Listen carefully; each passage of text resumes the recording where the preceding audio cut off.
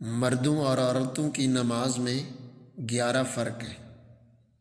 پہلا فرق، تکبیر تحریمہ کے وقت مردوں کو چادر وغیرہ سے ہاتھ نکال کر کانوں تک اٹھانا چاہیے اور عورتوں کو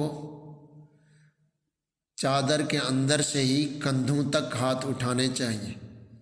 دوسرا فرق، تکبیر تحریمہ کے بعد مردوں کو ہاتھ ناف کے نیچے باندھنے چاہیے یا ناف کے اوپر، عورت کو سینے پر ہی ہاتھ باندھنے چاہیے۔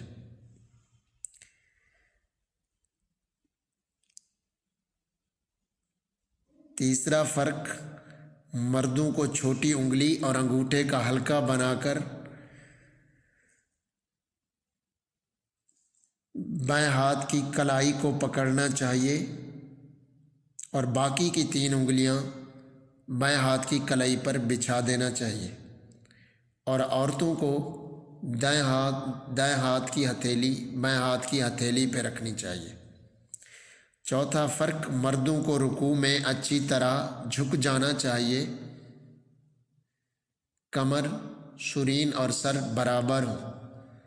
عورتوں کو اتنا جھکنا چاہیے کہ آسانی سے ہاتھ گھٹنے تک پہنچ جائے۔ پانچواں فرق، مردوں کو رکوع میں انگلیاں کشادہ کر کے گھٹنوں پر رکھنی چاہیے اور عورتوں کو ملا کے رکھنی چاہیے بغیر کشادہ کیے ہوئے۔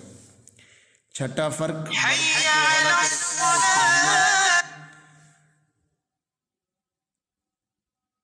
پہلو سے علیحدہ رکھنی چاہیے اور عورتوں کو کونیاں پہلو سے ملا کر رکھنی چاہیے۔ ساتواں فرق، مردوں کو سجدے میں پیٹ رانوں سے اور بازو بغل سے جدا کر کے رکھنے چاہیے اور عورتوں کو ملا کر رکھنے چاہیے۔ آٹھواں فرق، مردوں کو سجدے میں کونیاں زمین سے اٹھی ہوئی رکھنی چاہیے اور عورتوں کو زمین پر بچھی ہوئی رکھنی چاہیے کونیاں۔ نواں فرق، مردوں کو سجدے میں دونوں پیر انگلیوں کے بل کھڑے رکھنا چاہیے اور عورتوں کو دونوں پیر دونوں پاؤں بچھا دینے چاہیے۔ مردوں کو 10واں فرق، مردوں کو بیٹھنے کی حالت میں بائیں پاؤں پر بیٹھنا چاہیے اور دائیں پاؤں کی انگلیوں کے بل کھڑا کرنا چاہیے اور عورتوں کو بائیں شرین کے بل بیٹھنا چاہیے، دونوں پاؤں دائیں طرف نکال دینے چاہیے۔ 11واں فرق، عورتوں کو کسی وقت بلند آواز سے قرات کرنے کا اختیار نہیں، بلکہ ان کو ہر وقت آہستہ آواز سے قرات کرنی چاہیے۔